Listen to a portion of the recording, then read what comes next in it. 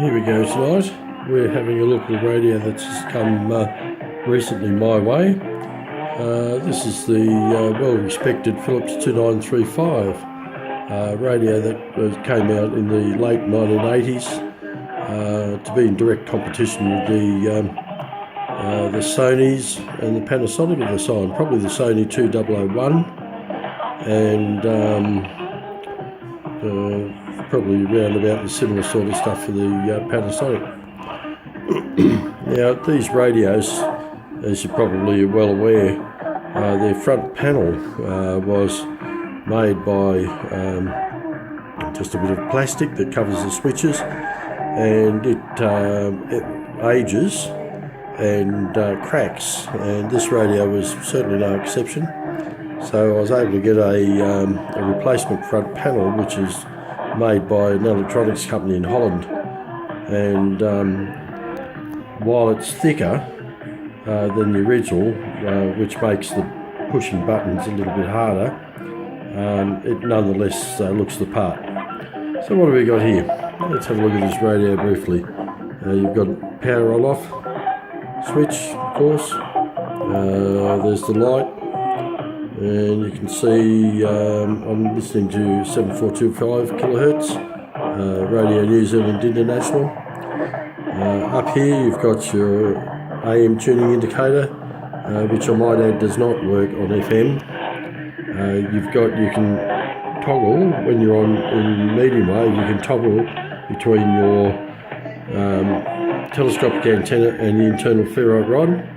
You've also got a attenuator and a BFO, so which is a little bit touchy, but it's not too bad. It will resolve sideband reasonably well.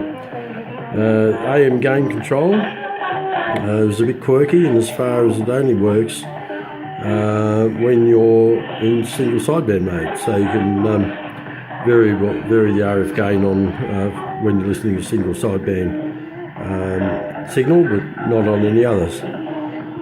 Just the tone control there, volume control, tuning control here, keypad, very easy to operate. Say for example, in this case 7425 kilohertz, just press 7425 execute, and that takes you straight to that frequency.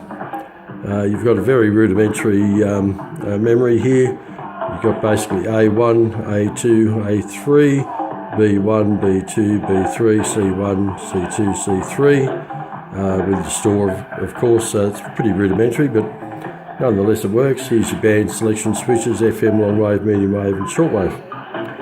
So let's have a look around the back of the radio. This side you can see external antenna connections for AM, FM, and of course earth there. On the back of the radio, I've got a carry strap there. You've got a compartment here for 3 AA batteries, which is for the memory backup. It serves no other purpose. There's no clocks on this radio whatsoever, so you can really get away with, if you're not using any memories, you can probably not even bother with those batteries. Here you've got 6 D cells, and fairly hefty, but should run the radio for some time. Pardon me, I've just got over influenza, so still a bit scratchy. You've got line out contacts here, headphones, 12 volt DC input there. You're switchable between 110, 127 or 220, 240 volt AC with your AC input there. And quite a large speaker. So in actual fact the audio is quite good on this particular radio, and it's also extremely sensitive. I'm quite surprised at its performance. There is only a single bandwidth, but the bandwidth has been quite well chosen on the radio, and doesn't seem to suffer too much with problems with selectivity, at least not here in Australia anyway. Perhaps in Europe, where things are a little bit sort of tighter on the bands, the single bandwidth may be a bit of a slight disadvantage there. But these radios aren't particularly common by any stretch of the imagination. Again, I don't think they were a terrific commercial success for Philips. They came out in a series of which the D2999 was the tabletop model and is probably the most sought after. But nonetheless, these are now quite rare, and despite having problems with the front panel, you can get around that by getting onto a local well-known auction site and purchasing one of those. And it's apart from a little bit of fiddly cutting, it fits quite well. And as I said, it's virtually identical to the original. Now, there's been some discussion about whether this area here should be yellow or what, but by all accounts, this radio possibly came out in an earlier version where these were in grey, and these switches up here were smaller, and perhaps this actually was in yellow. But the later versions of these particular receivers, that certainly was white, blue switching and blue numbering on the dial there.